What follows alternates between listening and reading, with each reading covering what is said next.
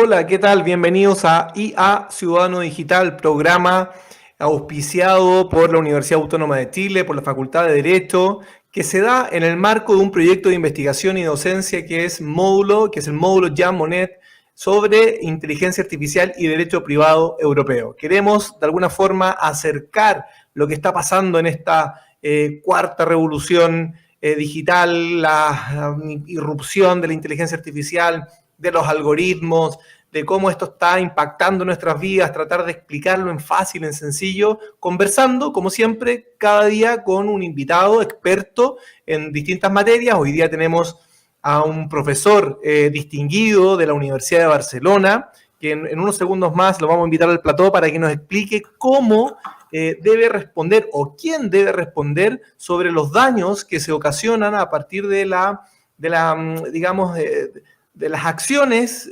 o del incumplimiento de los proveedores que trabajan con inteligencia artificial. Queremos saber un poco cómo el día de mañana los consumidores o los ciudadanos en general pueden perseguir esa responsabilidad cuando un sistema de inteligencia artificial está tomando una decisión o está generando una acción que causa un daño en su entorno o que causa un daño a un consumidor en una relación ya propiamente contractual. Yo creo que es sumamente importante entender esto, saber también cuáles son los riesgos que existen hoy día en distintos ámbitos, en distintas actividades del quehacer de las personas y cómo podemos de alguna forma enfrentar este desafío que significa siempre reparar los daños que se ocasionan. Las personas, nosotros como individuos podemos causar daños a terceros, y el principio general del derecho es que esos daños deben ser reparados. Por lo tanto, con el actuar de un sistema de inteligencia artificial, sea un robot o sea una máquina autónoma o una máquina que funciona entrenada para poder realizar una actividad y esa actividad, producto de esa actividad, se genera un daño, el derecho, en el fondo, el ordenamiento jurídico debe ser capaz de dar una respuesta para que las personas obtengan una reparación por dicho daño. Entonces, para eso hoy día tenemos a un profesor de la Universidad de Barcelona, como les decía, Tomás García Micó, profesor experto en responsabilidad civil, está estudiando, investigando la inteligencia artificial, los reglamentos europeos, y es importante conocer un poco qué es lo que está pasando en Europa, cómo se está abordando la regulación, porque eso se puede recoger y de alguna forma traer también a Chile. ¿Qué tal, Tomás? Un abrazo aquí a la distancia. Hola, buenas tardes. Buenas tardes. Encantado de estar aquí contigo, compartiendo un rato para ver qué podemos aportar desde la Unión Europea en la regulación de la inteligencia artificial. Así que Así muchas es. gracias. Bueno, Tomás, como les decía, es profesor de la Universidad de Barcelona, profesor que estudia justamente este fenómeno. Yo creo que se está generando un movimiento muy fuerte, sobre todo en el ámbito del derecho. De casi todas las universidades están realizando un esfuerzo importante para, a través de la investigación y a través del estudio, adecuar el ordenamiento jurídico, los distintos regímenes que son necesarios de ajustar para dar respuesta a este fenómeno que es la inteligencia artificial. Hay una pregunta, Tomás, que yo siempre le hago a los invitados, que es clave, como el puntapié inicial, porque no hay una definición de inteligencia artificial. Entonces me gustaría saber cómo tú comprendes a la inteligencia artificial y cómo la explicarías a nuestra audiencia. Yo habitualmente es la pregunta que más es más difícil de contestar, pero habitualmente yo el concepto que tengo de inteligencia artificial es bastante sencillo pero a la vez complejo. Uh-huh. Partimos de que yo siempre digo es un conjunto de habilidades que tiene un sistema de naturaleza informática o de cualquier tipo, en el cual a partir de unos datos que le damos, ya sean historiales médicos de los pacientes, ya sea cualquier noticia publicada en la prensa, etcétera, esta máquina nos da un resultado y ese resultado lo hace a través de un mecanismo que desconocemos, que algunas personas le llaman de pensamiento. A mí no me gusta el término porque lo intento mantener muy en el ámbito humano, el pensamiento, sino que le llamo de procesamiento de datos, a través de ya sea diferentes técnicas que conocemos, el aprendizaje automático, el aprendizaje profundo, el que sea. Al final es eso, es la capacidad que tiene un sistema informático un producto determinado, de obtener un resultado a través de los datos, emulando la mente humana sin ser humano. Perfecto, perfecto. Y en el fondo toma decisiones, realiza acciones. Es súper interesante esa explicación que tú das, Tomás, porque la inteligencia artificial necesita de comprender el entorno, entenderlo, y siempre, bueno, el invitado anterior, Pablo, ponía el ejemplo cuando nos preguntan en Google o cuando dicen dónde está la bicicleta o dónde está el puente. Bueno, son maneras de entrenar a esta inteligencia artificial para que comprenda el entorno. Y una pregunta en este sentido, Tomás, el hecho de que requiera de datos y esa información que recoge la inteligencia artificial para tomar una decisión o realizar una acción, tiene bastante relevancia porque si esa información no está entregada de manera adecuada, puede generar, puede cometer errores o eventualmente también generar daños, ¿o no? Sí, correcto, correcto. De hecho, uno de los mayores riesgos que yo creo que se ha planteado es el hecho de que, ¿qué sucede, por ejemplo? Siempre también pongo este ejemplo cuando explico el tema. Hagamos ver, nosotros cuando pensamos en un infarto de miocardio, que es una cosa que todos conocemos, todo el mundo piensa en el típico síntoma, me duele el brazo izquierdo, contrario donde tengo el corazón, presión en el pecho, y dificultad para respirar, ¿vale? Cuando pensamos estos síntomas, si nosotros proveemos esta información al algoritmo, a la inteligencia artificial, hagamos ver que una persona, una mujer, y ahora explicaré por qué me refiero especialmente a las mujeres, va al hospital con un conjunto de síntomas que no es ninguno de estos tres.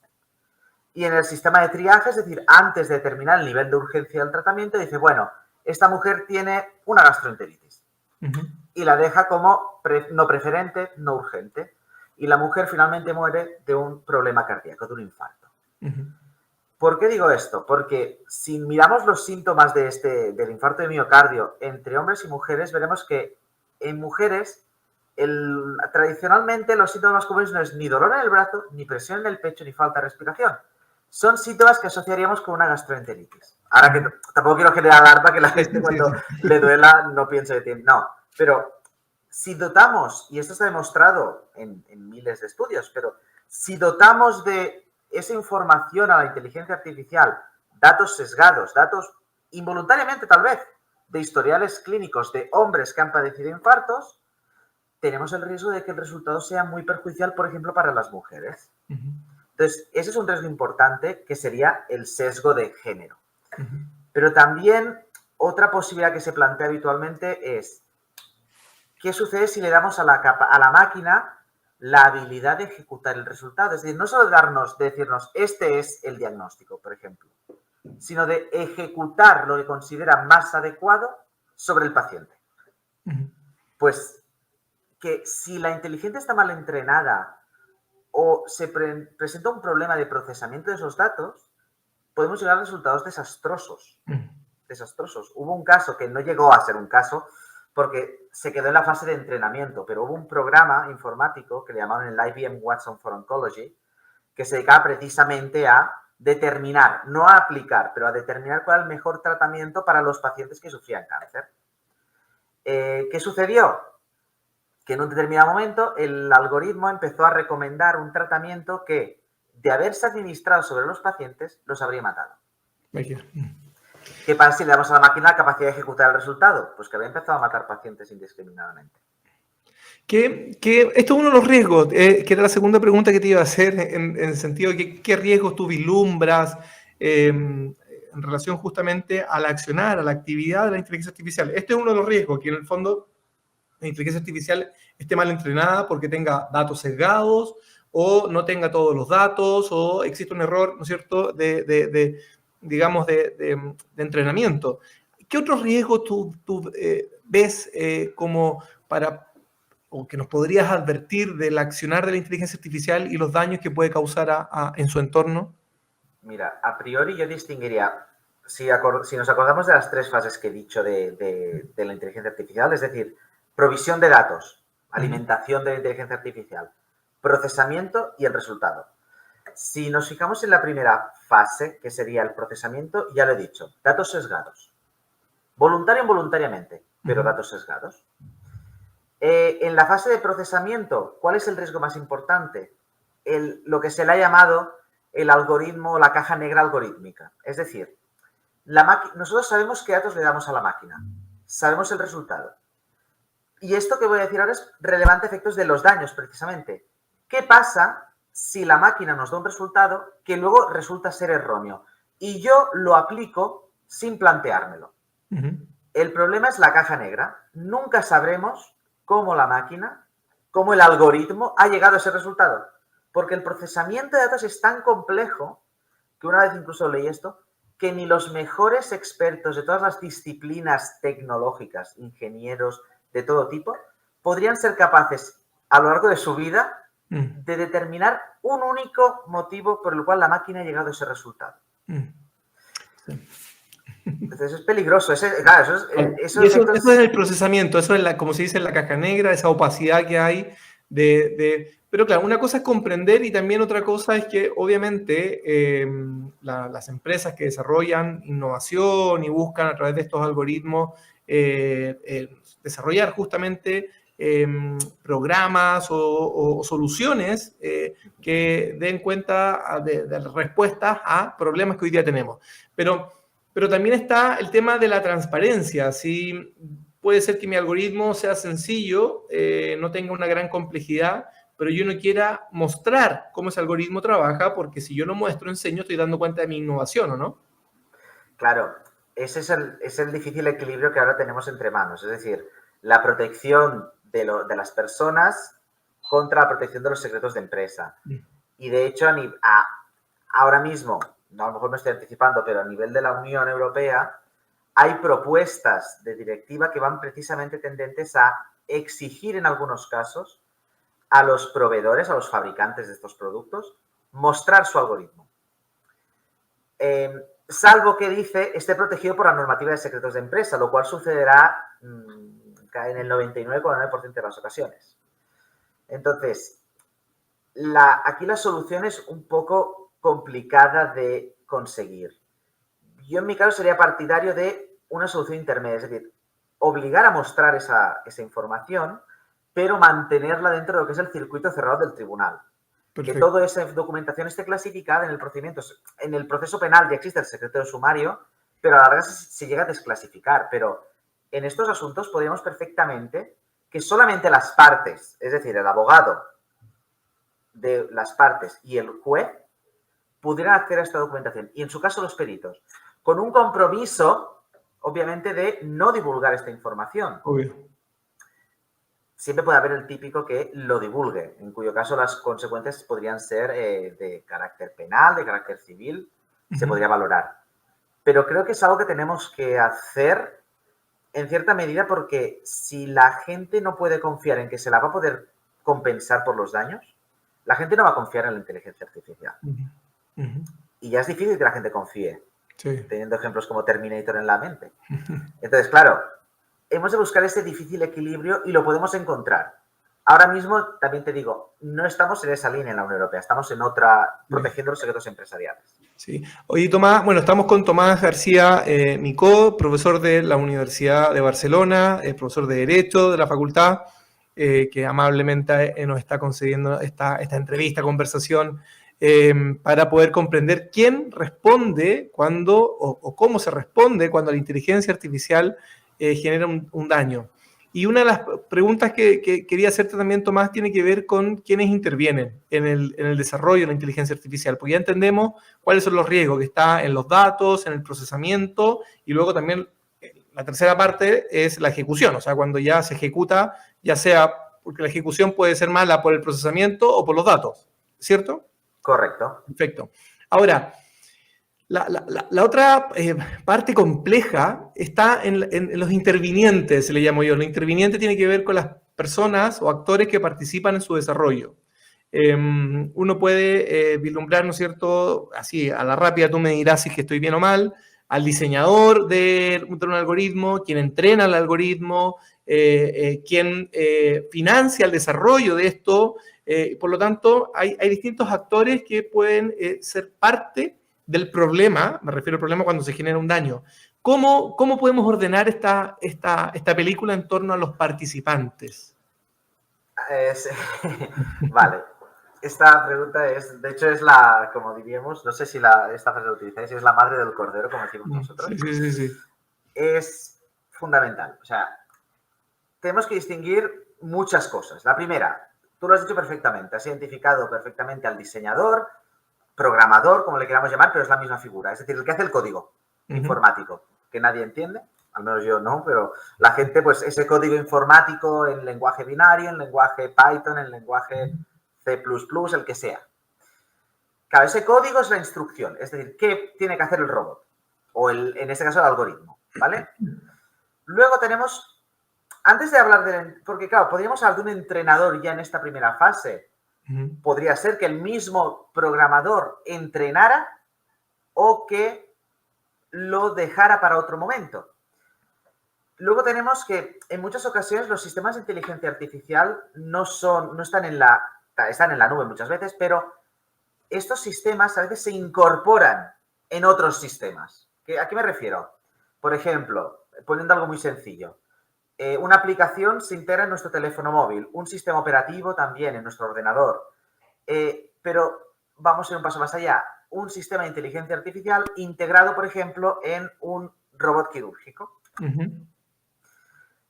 Luego, aquí tenemos que diferenciar. Muchas veces... quiero interrumpirte. Esto ya sucede. O sea, sí. no estamos hablando del futuro. No. Robot quirúrgico hoy día es algo muy común en los hospitales y por lo tanto está sucediendo hoy. Lo digo para que la gente entienda que aquí a lo que nos estamos enfrentando hoy, digamos. Exacto. De hecho, si le interesa a la gente, puede poner en internet, en Google, robot quirúrgico Da Vinci, como Leonardo da Vinci, y va a ver el ejemplo de lo que es ahora mismo el estado de la ciencia en este ámbito. Entonces, sí que es verdad que no es inteligencia artificial propiamente dicha, pero tiene un código, tiene un algoritmo, ¿vale? Y este algoritmo lo que se ha hecho es integrarlo en un microchip. Este microchip tiene un productor, tiene una persona que lo ha hecho. Luego, este microchip se integra en el macrosistema, que es el robot. Y esto solamente es la fase de producción. Luego tenemos la fase de utilización, que aquí tenemos a los médicos habitualmente, cuando es un producto sanitario, como pasa con el Da Vinci, pero en un caso de un teléfono móvil, cualquiera de nosotros es el usuario. Así es. El usuario puede ser responsable también. En el caso de un móvil probablemente no, pero en el caso de un robot quirúrgico sí. Si el médico utiliza mal el robot y le causa una lesión a un paciente, pues ahí tenemos la responsabilidad del usuario, que es el médico o el hospital, en su caso. Entonces es un esquema complejo de relaciones jurídicas diferentes, contractuales en algunos casos, no contractuales en la mayoría, que lo complican mucho y también muy remotas. Muy remotas. Perfecto. No, es interesante porque hoy día, de hecho, si uno estudia los distintos ordenamientos jurídicos, nos dan una respuesta muy eficaz para perseguir la responsabilidad, entendiendo que, como decía al comienzo del programa, lo que se busca en este ámbito es que cualquier daño sea reparado. O sea, la reparación es como un principio general del derecho. Y cuando tenemos estas figuras donde hay un hilo de participantes, identificar al culpable es el gran camino, la gran ruta que tiene que seguir la víctima. Y justamente eso hoy día es súper complejo. Pero bueno, entendiendo el fenómeno y la complejidad que tenemos hoy día en este ámbito, la pregunta que cae de cajón luego entonces, el derecho, estamos diciendo que no da una respuesta eficaz hoy día, pero, y por eso te hemos invitado a ti, Tomás, en Europa se está legislando sobre esto. Entonces, ¿cómo está enfrentando la legislación europea, la regulación europea, para hacerse cargo de este problema, de este fenómeno? A ver, nosotros actualmente tenemos los instrumentos que tenemos entre manos, que ya están funcionando, el que podría resultar más útil es una directiva del año 1985, que es la Directiva de Productos Defectuosos, ¿vale? Claro, es verdad, esta directiva está pensando en el año 85, es decir, no pensaba en robots que pensaban, sinceramente. Piensa en una botella que se rompe, piensa en un trozo de papel que me corto, unas tijeras que van mal, ¿vale? Entonces, pero ya si hacemos una lectura bien profunda, intentamos hacer algo, es verdad que esta directiva aplicada a los estados puede dar una solución, pero esta solución es muy difícil, no a nivel de aplicación del derecho, sino a nivel de probarlo. Uh-huh. Porque nosotros en Europa, para poder tener responsabilidad por producto, tenemos que probar que primero que existe un producto. Y si se trata de un caso de los sencillos, el que decía antes del robot que tiene un microchip, si hay un problema en la actuación del robot, podríamos imputar porque al final hay algo tangible, que es el robot, uh-huh. Hay el chip que tiene el código, aunque el problema sea el código, uh-huh. Pero hay algo que lo tangibiliza, que lo vuelve tangible, tocable, que es el chip. El problema se plantea o se planteará en aquellos casos en los cuales tenemos, por ejemplo, que el código, es decir, la información, pasa a formar parte del producto, pero no hay nada que lo tangibilice. Uh-huh. Por ejemplo, cuando descargamos una aplicación en el teléfono, sí que está en la memoria, sí. Está el teléfono, pero eso no es suficiente. Sí. Y en esos casos, actualmente, no hay protección de la sencilla que sería responsabilidad por producto, porque la responsabilidad por producto que tenemos nosotros es objetiva, es decir, no tenemos que probar que ha habido culpa, una uh-huh. negligencia, un actuar que ha sido descuidado de la persona que ha causado el daño. Solo el daño amerita la obligación de reparar, ¿no? Exacto, el daño y el defecto. Y el defecto. Uh-huh. Que son los dos requisitos. Luego, ¿qué pasa cuando estamos fuera de este ámbito? Entonces, que tenemos que ir a la regla general del derecho de daños, uh-huh. que es la responsabilidad por culpa. Uh-huh. Y entonces, ¿cómo demostramos? Primero, ¿contra quién vamos? Uh-huh. Contra el programador y demostramos que actuó de forma negligente, es decir, de forma descuidada, cuando muy probablemente él no era capaz de llegar a imaginar que el código llegaría a actuar de esa manera. Entonces, en muchos casos nos encontramos que las víctimas no tienen protección. Uh-huh.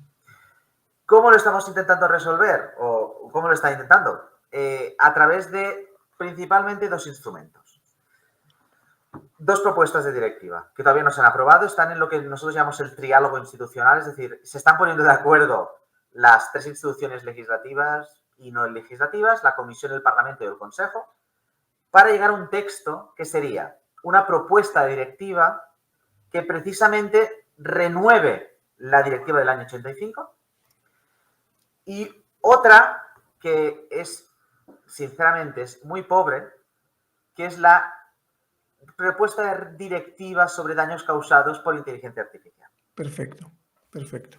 Son los dos instrumentos que tenemos entre manos. Una, Tomás, la de producto defectuoso, digamos que serviría para dar respuesta a relaciones, por ejemplo, de consumo, cuando hay una relación contractual entre... o también opera en el ámbito extracontractual cuando no hay un contrato y se genera un daño por el producto más allá de si hay una relación de consumo o no. De hecho, la directiva, aunque habitualmente hemos dicho que es derecho de consumo, ignora completamente las relaciones contractuales. De hecho, es una directiva extracontractual. Perfecto. La de producto defectuoso, ¿cierto? La de producto defectuoso y la otra que he dicho, las dos. Perfecto. O sea, y con los ajustes no busca dar respuesta a relaciones contractuales, digamos. No. Tenemos otros instrumentos, pero en sí el ámbito del derecho de daños o de la responsabilidad por producto defectuoso es uno de los ámbitos tradicionales del derecho de la Unión Europea. Vale. En las relaciones contractuales habitualmente esto se deja más en manos de los estados. Uh-huh. Ok. Porque en sí protección del consumo vía contractual normalmente lo hemos hecho por cláusulas abusivas. Perfecto. Pero estos dos entes son extracontractuales. Yo me pongo en la situación de un consumidor que compra, no sé, voy a inventar algo, una aspiradora que tiene, ¿no es cierto?, que bueno, ya existen, que es autónoma y va aprendiendo porque tiene un algoritmo que aprende cuándo puede comenzar a funcionar, porque los habitantes se fueron de la casa y ya sabe cuándo se van y cuándo no, y, no sé, se equivoca, comienza a funcionar y le coge el pie a un bebé que está, ¿cierto?, en la salita y no debería estar funcionando. Ahí hay una relación de consumo, porque yo compré un producto y generó un daño porque se tornó defectuoso por el aprendizaje que tuvo esa aspiradora. ¿quién daría respuesta hoy día entonces en el marco europeo a ese tipo de daños? Pues mira, si lo vemos desde el punto de vista de la relación del contrato, es decir, tú directamente te dirigirías contra el vendedor en este caso, ¿vale? E intentarías acreditar, esto está regulado en la Unión Europea, tenemos 2 directivas, la que me interesa a mí es una que regula las compraventas de bienes con elementos digitales. Perfecto. O con contenido digital. En este caso, tú podrías dirigirte contra el vendedor y demostrar lo que nosotros hemos llamado falta de conformidad. Es decir, que el bien, el aspirador en este caso, no cumple con la publicidad del producto, no cumple con las características objetivas del producto. Claro, esta cuestión es un poco complicada de demostrar. Sí que es verdad también que la directiva prevé un plazo, una presunción. Es decir, dice, si el daño sucede dentro de un determinado periodo de tiempo después de la compra, después de la aceleración del contrato, se presumirá que el bien sufre una falta de conformidad. Perfecto. ¿Vale? Este es el ámbito contractual, que a ti únicamente la única acción que tendrías es contra el vendedor. Claro, si ya queremos decir, o si el daño no se debe a una falta de conformidad, porque funcionaba bien, sino que se debe a que el código falló o directamente no podemos ir contra el vendedor, porque el vendedor, en definitiva, no debería responder, claro, estamos fuera del ámbito de la relación contractual y nos tenemos que ir a las otras directivas. En este caso, productos. Pero en ese caso, Tomás, porque en Chile existe, uno puede perseguir la responsabilidad contra el vendedor, el fabricante, el importador, y más o menos uno podría quedar cubierto. Pero, ¿qué sucede si, por ejemplo, en el caso que sucede, en el caso de la inteligencia artificial, cuando yo no soy ni el fabricante, ni el importador, ni el vendedor, sino que soy el operador de esa inteligencia artificial. Y al operar esa inteligencia artificial, soy el usuario operador, digamos. ¿Me explico, no? Sí. Como que yo ya compré el producto, pero al aplicarlo o al llevarlo adelante en su ejecución, cometo yo una infracción desde el punto de vista de que genero un daño por ese mal uso que le di a tercero o a un consumidor. ¿Cómo estaría ajustada la normativa para poder dar respuesta en ese tipo de casos, crees tú? ¿O hay que ajustarla también en las relaciones de consumo? Yo creo que está ajustada. Es decir, cuando tú eres el usuario del producto, sea cual sea, ¿vale? Antes se ponía el ejemplo del médico con el robot, pero el del caso del aspirador. Yo lo he comprado, lo tengo en mi casa y de algún modo causo un daño que es culpa mía, ¿vale? Que es mi responsabilidad. En este caso, claro, la única vía de responsabilidad sería la tradicional en el derecho de daños. Responsabilidad por culpa. Entonces, depende del tipo de relación que tenga el usuario con la víctima. Si estamos hablando de una relación, por ejemplo, que tú me causas un daño a mí y no tenemos ningún tipo de vínculo contractual, aquí sí que nos vamos directamente al derecho de daños clásico. Sí. El tema es, ¿qué pasa cuando existe ese vínculo contractual? Deberemos diferenciar. Si es un vínculo de consumo, que sería el que se daría con un vendedor, tendríamos responsabilidad contractual. Podríamos tenerla. Por el típico de que el producto ha salido mal, pues oiga, yo se lo devuelvo, repáremelo o busquemos una solución.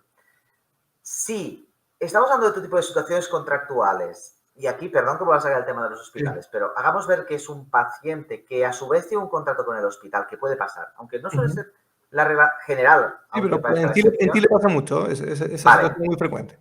Perfecto, pues aquí dependería del caso, pero hagamos ver estos casos. Yo tengo una acción de naturaleza contractual contra el hospital. Hagamos ver. La respuesta es sí. Aquí en España, ¿cómo lo diríamos? Incumplimiento contractual.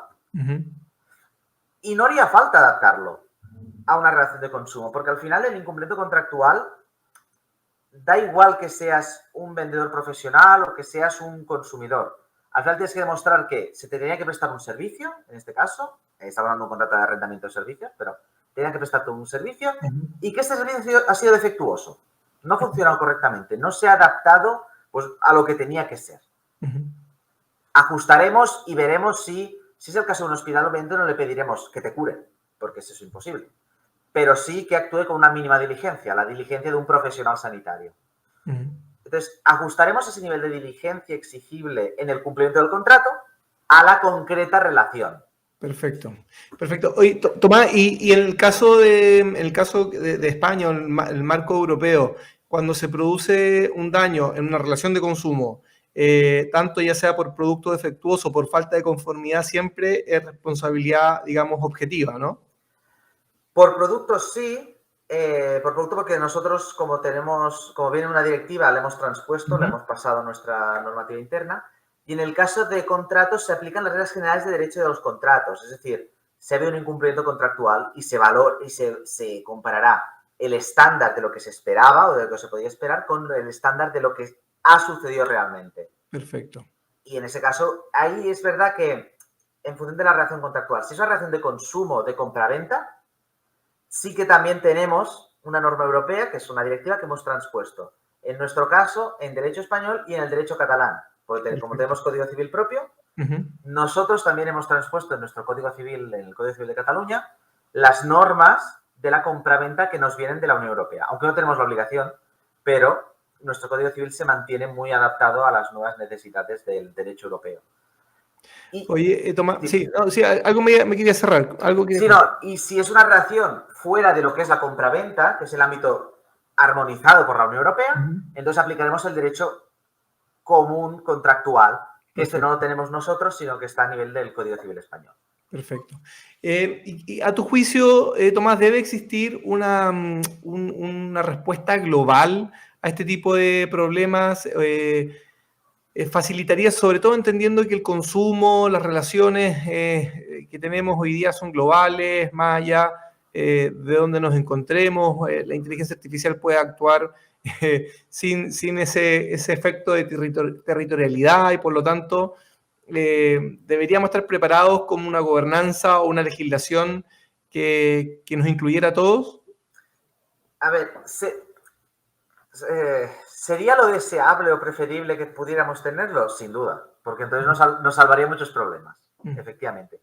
El problema es si eso sería posible. Y yo creo que a día de hoy eso es claramente imposible. ¿Por qué? Simplemente basta que nos veamos cuál es el modelo europeo de regulación de la inteligencia artificial, que está en una propuesta de reglamento, y cuál es la respuesta, por ejemplo, que se está dando en Estados Unidos, con la orden ejecutiva del presidente Biden, que está a las antípodas de lo que hará la Unión Europea. Sí que es verdad que nosotros estamos deseando que haya un poco lo que nosotros llamamos el efecto Bruselas, que a veces la Unión Europea cuenta para algo y siempre que nos anticipamos algo acaba arrastrándose y adaptándose a otros ordenamientos. Y esperamos que lo que nosotros estamos haciendo aquí llegue a otros estados. Sería lo mejor, un tratado internacional o de algún modo, tal y como está el mundo actualmente, lo veo difícil, pero sí que sería lo deseable, pero creo que es irrealizable, por desgracia. Perfecto, perfecto.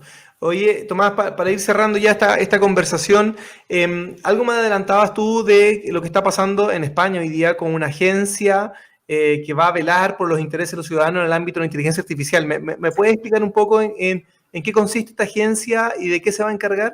Sí, pues mira, la propuesta de reglamento de la Unión Europea nos exige a todos los Estados miembros nombrar autoridades de supervisión, de control del mercado.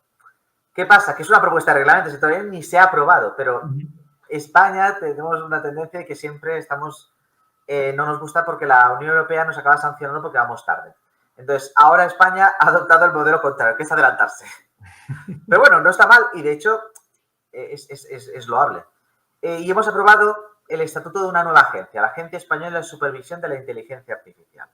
Es una agencia que no es puramente lo que nos exige el reglamento, porque también tiene funciones de concienciación ciudadana, de formación. Es decir, está bien planteada, pero plantea un problema importante y es que, si bien es lo que regulará el mercado, es decir, vigilará que los productos sean seguros, la función que tiene una agencia de supervisión, plantea problemas de coordinación con otras agencias que tienen funciones en otros ámbitos. Okay. Entonces, nos plantearemos problemas cuando, por ejemplo, un producto sanitario, un robot quirúrgico, tenga inteligencia artificial, tendremos un criterio que es el de la Agencia del Medicamento y el Producto Sanitario y el de la Agencia de Supervisión. ¿Cuál prevalecerá? Es dudoso. Mi solución es otra y muy sencillamente la apunto. Es dotar a las agencias que ya tenemos, sectoriales, de funciones de supervisión y crear un órgano consultivo que sea esta Agencia Española de Supervisión. Perfecto, perfecto. Que termine coordinando a todos esos otros órganos. Exacto, que es lo que se plantea. Tener como un despacho, una oficina, ¿no es cierto?, dedicada a la inteligencia artificial. Exacto. Bueno, Tomás, oye, te quiero agradecer enormemente por tu disposición para conversar estos minutos sobre estos temas, quién responde de los daños cometidos por la inteligencia artificial. Yo creo que algunas luces hemos dado, la necesidad de ajustar la normativa, sobre todo en el ámbito de la responsabilidad civil extracontractual. El tema de consumo, yo creo que con la respuesta que nos has dado es muy similar a lo de Chile, así que es un buen repaso, digamos, para entender y comprender este fenómeno. Muchas gracias, encantado. Unos segundos para que te despidas del público chileno. Bueno, pues ha sido un placer estar con todos vosotros esta tarde y muchas gracias por la invitación a participar en esta charla. Me he sentido muy cómodo y espero haber podido aportar un poco de luz de lo que estamos intentando hacer en la un poco lejana Unión Europea, sí. Y también de aprender cómo estás, que tampoco hay tanta diferencia con lo que en Chile ya existe, por lo tanto, que sí. Estamos un poco coordinados, aunque con otros países no tanto, como con Estados Unidos que van a su ritmo, pero veo que hay bastante coordinación, lo cual es una buena noticia. Así, muchas gracias. Este módulo, Jean Monnet, este proyecto que nos adjudicamos y cual financia este programa, justamente lo que busca es lo que tú decías, el efecto Bruselas, que la regulación que se está dando la Unión Europea en este marco sea aprovechada más allá de sus fronteras y de esa forma impactar de forma positiva en la legislación y ordenamiento jurídico de otros países. Así que de alguna forma estamos cumpliendo. Y este programa tiene ese objetivo, es un poco de alfabetización digital, de poder entregar herramientas a la gente en general en sus casas y poder comprender cómo está avanzando este fenómeno. Gracias, Tomás. Espero que nos veamos presencialmente algún día. Estaré pronto ahí por Barcelona, así que cuando esté por ahí te pediré un café. Un abrazo. Por supuesto. Encantado. Un abrazo. Chao. Gracias a todos y nos vemos pronto. Chao, chao.